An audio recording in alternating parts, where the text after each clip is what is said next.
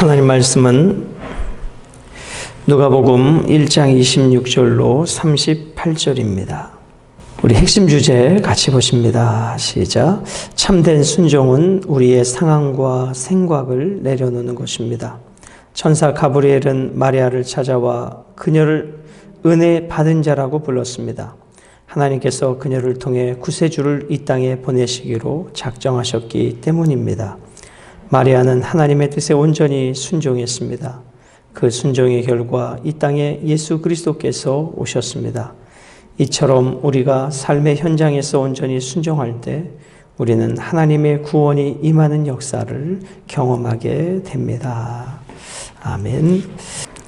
우리 26절 보시겠습니다. 여섯째 달이라고 하는 의미는 엘리사벳이 임신한 지 6개월 차의 그런 의미죠. 우리 어저께 엘리사벳에게 가브리엘이 나타나서 아기를 가질 것이다 얘기했잖아요. 그래서 여기 여섯째 달에는 엘리사벳이 임신 여섯째 달에 그런 뜻입니다. 천사 가브리엘이 하나님의 보내심을 받아 갈릴리 나사렛이란 동네에 갔다 이렇게 말씀합니다. 자, 이 가브리엘은 성경에 여러 군데 등장하는데 주로 어디에 등장하냐면 하나님의 메신저로 등장합니다. 전쟁할 때 등장하는 천사가 있는 반면에 하나님의 뜻을 전하는 메신저로서의 역할이 가브리엘이죠. 이제 이 가브리엘은 엘리사벳에게 사가랴에게 나타났던 그 메신저로서 사역을 하다가 이제는 누구에게 나타났냐면 마리아와 요셉에게 나타나는 그런 메신저로서의 역할을 감당합니다. 그러니까 가브리엘이 자기가 임의로 온 것이 아니라 하나님의 말씀에 순종하여 사역했다라는 것입니다. 즉 사람도 순종하지만 천사들도 하나님의 말씀에 순종하는 자로서 성경은 기록하고 있습니다. 가브리엘이 하나님의 보내심을 받아 갈릴리 나사렛이란 동네에 갔다. 갈릴리 나사렛은 아시다시피 유대 땅에 저 시골 외딴 변방 그런 동네 위치에 있습니다. 27절입니다. 다윗의 자손 요셉이라 하는 사람과 약혼한 처녀에게 다윗의 자손, 여기서 자손이라고 하는 것은 가문, 계보 이런 뜻입니다. 다윗의 가문 요셉이라 하는 사람과 약혼한 처녀에게 이르니 약혼, 이스라엘은 12살 이후부터 약혼할 수가 있습니다. 지금 마리아의 나이가 몇 살인지는 알 수는 없지만 이스라엘은 12살 이후부터 약혼할 수 있는데 약혼하고 통상적으로 1년 후에 결혼을 합니다. 그러니까 약혼하고 결혼을 하는데 우리나라도 약혼식이 있잖아요. 우리나라의 약혼식하고 이스라엘의 약혼식하고는 어떤 차이가 있냐면 우리나라는 약혼은 하지만 부부는 아니에요. 근데 이스라엘은 약혼을 하면 법적으로 부부예요. 법적으로 동등한 부부의 효력이 있는 거예요. 같이 결혼해서 한 집에서 살지는 않지만 법적으로는 부부 관계다. 그것이 우리나라의 약혼과 이스라엘의 약혼의 차이점입니다. 그러니까 결혼은 하지 않았지만, 즉 결혼을 하지 않았다는 것은 남녀 사이에 동침하지는 않았지만 법적으로는 부부 관계라는 거예요. 지금 그것이 요셉과 마리아의 관계입니다. 약혼한 처녀에게 이르니 그 처녀의 이름은 마리아라. 28절입니다. 그에게 들어가 이르되 가브리엘이 마리아에게 나타나 이르되 은혜를 받은 자여 평안할지어다 주께서 너와 함께 하시도다. 자, 은혜를 받은 자. 오늘 우리 본문에서 우리가 묵상해 볼 중요한 단어가 은혜인데요. 그 은혜를 받았다. 그 은혜를 준 주체는 하나님이시고 은혜의 대상이 마리아죠. 여러분, 마리아가 처녀로서 임신할 것을 선택한 것은 아니잖아요. 그에게 주어진 거예요. 그에게 운명처럼 사명으로 주어졌는데 인간적으로 보면 처녀가 남자를 가까이 하지 않은 처녀가 임신했다라는 것은 너무나 두려움이에요. 그것은 그의 삶을 송두리째 바꿀 수 있는 엄청난 충격적인 사건입니다. 자, 그런 그녀에게 뭐라고 해요? 평안하라고 이야기해요. 내용 자체가 평안할 수 없는 내용이잖아요. 처녀가 임신했는데 어떻게 그게 평안이 되고, 아니 내가 남자와 같이 한 적이 없는데 어떻게 임신하지? 이해도 안 되고 받아들일 수도 없는 사실이 지금 이 사실이잖아요. 근데 가브리엘 천사가 나타나서 은혜를 그게 입은 거래요. 여러분, 은혜라고 하는 것은 그래서 내가 너무 좋아, 기뻐, 그런 것만 은혜가 아니라 때로는 그 사실이 두렵고 힘들고 어려울 수 있지만 그것을 받아들일 때 은혜가 될 수 있다는 것을 우리는 잘 기억하셔야 될 것입니다. 자, 그에게 평안할지어다, 주께서 너와 함께 하시도다 라고 말씀합니다. 29절입니다. 처녀가 그 말을 듣고 놀라 이런 인사가 어찌함인가 생각하매. 지금 이 마리아는요, 천사가 나타난 것만도 두려운 일인데 놀라는 일이잖아요. 언제 이런 경험을 했겠습니까? 그런데 전하는 내용은 더 충격적인 거예요.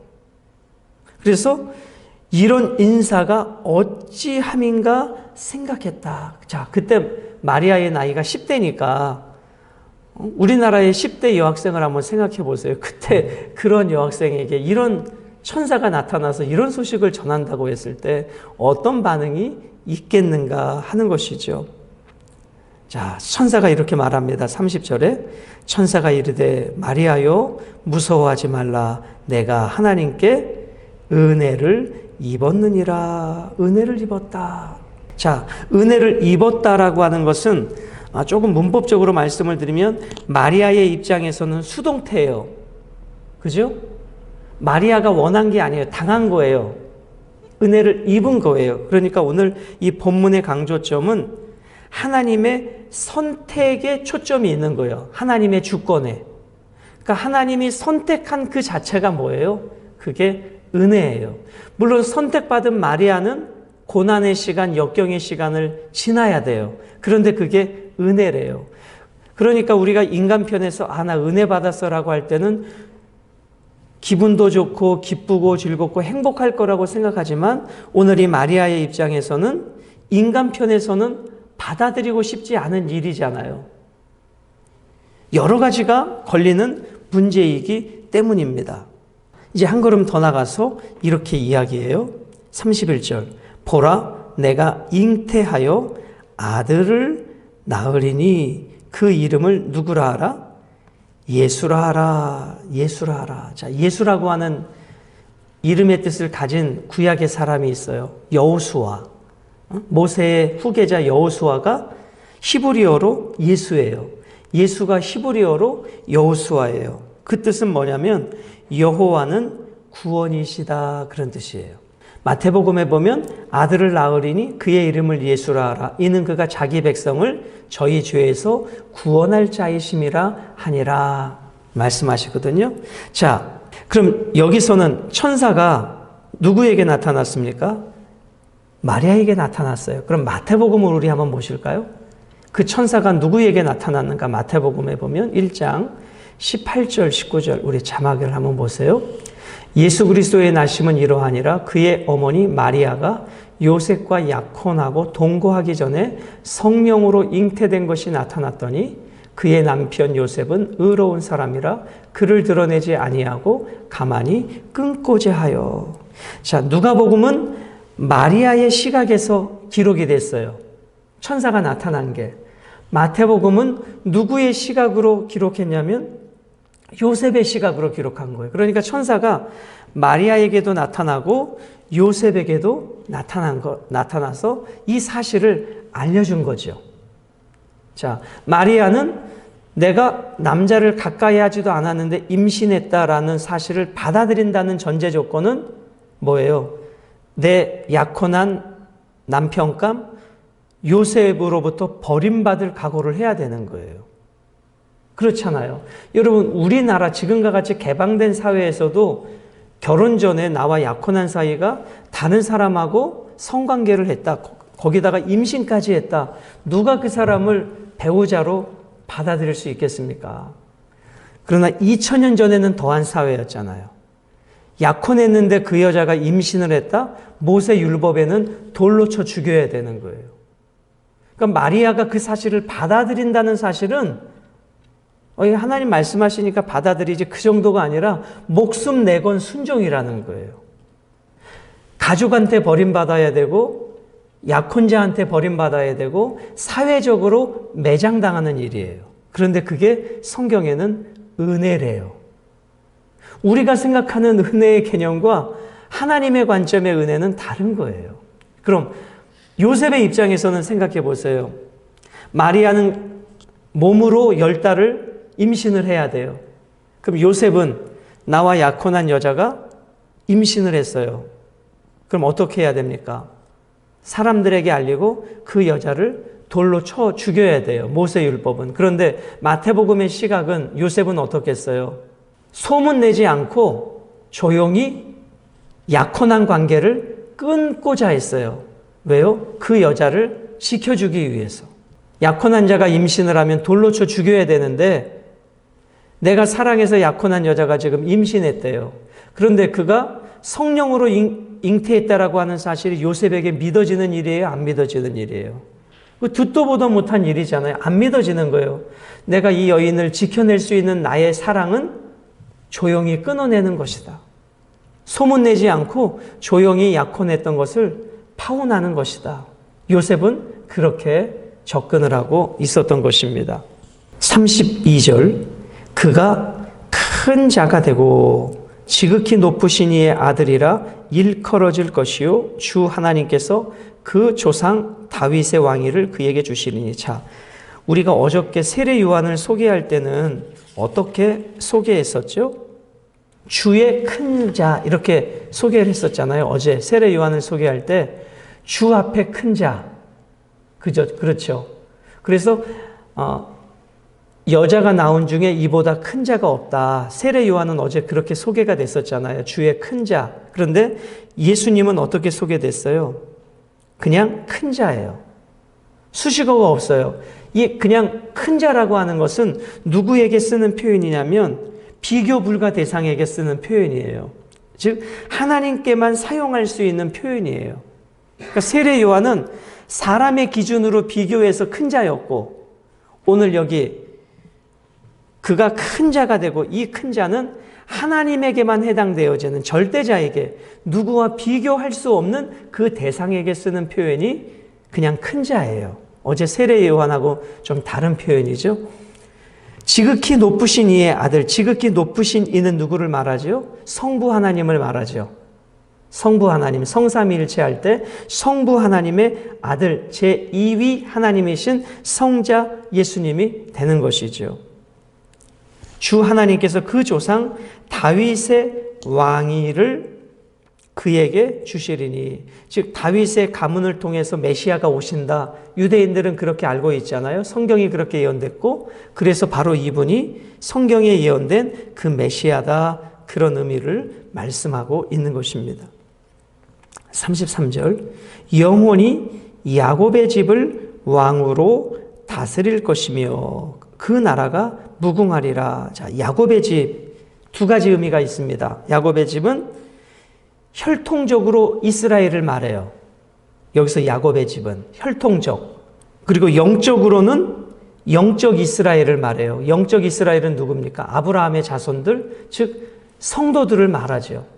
그럼 오늘 여기서 본문에서는 영원히 야곱의 집을 왕으로 다스릴 것이다. 그러면 혈통적 이스라엘에 가까울까요? 영적 이스라엘인 성도를 의미에 가까울까요? 성도 의미에 가깝겠죠. 그러니까 여러분과 제가 여기서 야곱의 집에 해당되는 존재들이에요. 그러니까 예수 그리스도께서 우리를 영원히 다스리시는 왕이십니다. 그 나라가 무궁하리라. 무궁이라고 하는 말은 끝이 없다. 예수님의 나라는 영원한 나라입니다. 자, 이 말도 안 되는 이야기를 들은 34절 마리아의 반응을 한번 보세요. 마리아가 천사에게 이르되 나는 남자를 알지 못한다는 말은 성적 관계를 가져본 적이 없는데 이런 뜻이에요. 과거부터 현재까지 단 한 번도 남자와 성관계를 가져본 적이 없는데 그게 남자를 알지 못하니 의미예요. 어느 한순간이 알지 못했다가 아니라 과거부터 지금까지 쭉 남자와 관계를 해본 적이 나는 없는 여자인데 이런 말입니다. 어찌 이 일이 있으리까? 그런 나에게 어떻게 임신할 수가 있겠습니까? 그런 뜻이죠. 천사가 대답하여 이르되 성령이 내게 임하시고 지극히 높으신 이의 능력, 성부 하나님의 능력 혹은 오늘 본문에서 찾는다면 성령을 말합니다. 성령이 내게 임하시고 지극히 높으신 이의 능력, 성령이 너를 덮으시리니 이러므로 나실 바 거룩한 이는 하나님의 아들이라 일컬어지리라 말씀하고 있습니다. 그러니까 너의 임신은 일반적인 관계를 통해서 되어지는 임신이 아니라 너는 지극히 높으신 이의 능력으로, 성령의 능력으로 임신되어지는 것이다. 이렇게 가브리엘이 설명해 주고 있습니다. 36절입니다. 보라, 내 친족 엘리사벳도 늙어서 아들을 배었느니라. 본래 임신하지 못한다고 알려진 이가 이미 6달이 되었나니. 자, 이 부분은 우리 어제 묵상하셨던 말씀입니다. 엘리사벳도 성령의 능력으로 임신은 됐지만, 하나님의 능력으로 임신은 됐지만 부부관계를 통해서 임신된 거예요. 그 엘리사벳은 사가랴와. 근데 오늘 마리아는 부부관계가 없는데 온전히 성령의 능력으로 임신된 그런 차이점이 있는 것입니다. 자, 그러면 세례 요한은 부부관계를 통해서 출산할 때가 지났는데 하나님의 능력으로 임신이 됐어요. 근데 마리아는 부부관계를 한 적이 없는데 임신이 됐어요. 왜 예수님은 그렇게 태어나셔야만 했을까 하는 거예요. 그냥 일반적인 부부관계를 통해서 태어나면 안 될까? 왜 예수님은 부부관계를 하지 않은 여인의 뱃속에서 10달 동안 있다가 태어나야만 하셨는가? 세례 요한의 출생과 예수님의 출생은 왜 달라야 했는가 하는 것입니다. 그것은 근본적으로 예수님은 이 땅에 오신 목적이 뭐예요?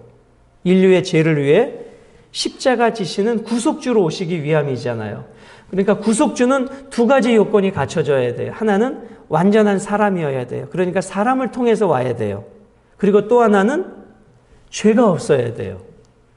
그러니까 일반적인 부부관계를 통해서 태어나는 모든 사람은 원죄가 있잖아요.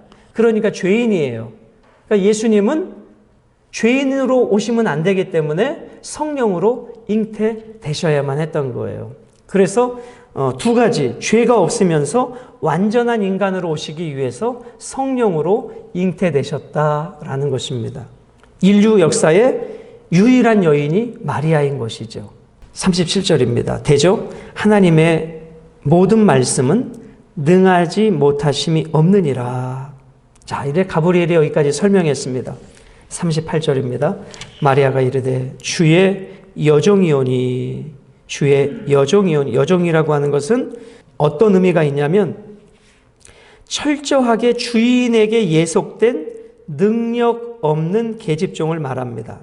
풀어서 말씀을 드리면 주인의 뜻을 거스를 수 없는 여종을 말해요.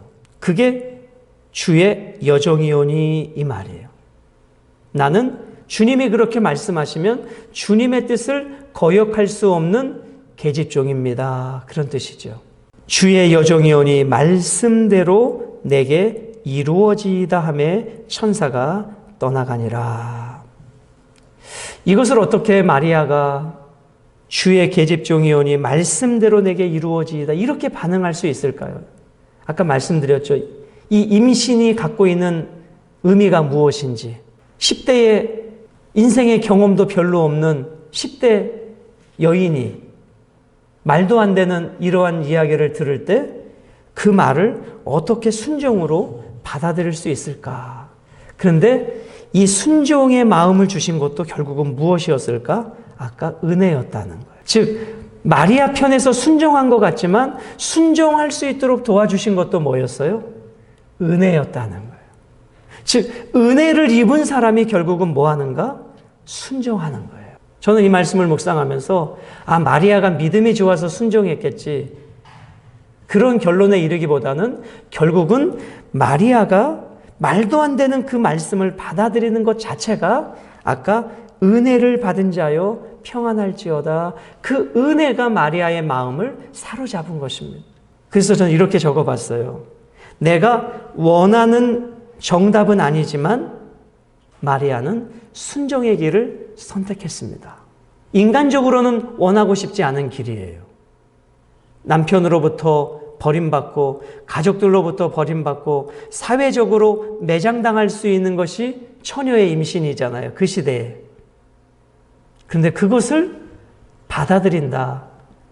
이런 담대한 결정은 결국은 은혜의 결과가 아닐까, 그렇게 생각해 봅니다. 그러므로 순종은 누구의 몫인가? 결국은 은혜를 입은 자들이 순종의 길을 걸어가는구나 라고 저는 묵상을 해보게 되었습니다. 자, 마리아의 입장에서는 그렇고요. 그러면 요셉의 입장에서 우리 생각해보고 오늘 묵상을 좀 맺겠습니다. 마리아를 데려오는 것은 결혼 전 요셉의 입장에서는 뭐예요? 지금 마리아를 데려왔잖아요. 요셉의 입장에서는 결혼 전 자신과 동침하지 않은 임신한 여인을 데리고 오는 거예요. 그러니까 요셉의 입장에서도 받아들이고 싶지 않은 거예요. 나와 잠자리를 한 적이 없는데 여인이 임신했다. 그런데 내가 아내로 맞이한다? 어떻게 이것을 받아들일 수 있겠어요? 그런데 요셉에게도 그 은혜가 임했다는 것입니다. 결국은 은혜의 결과가 무엇으로 나타났는가? 순종으로 나타났다.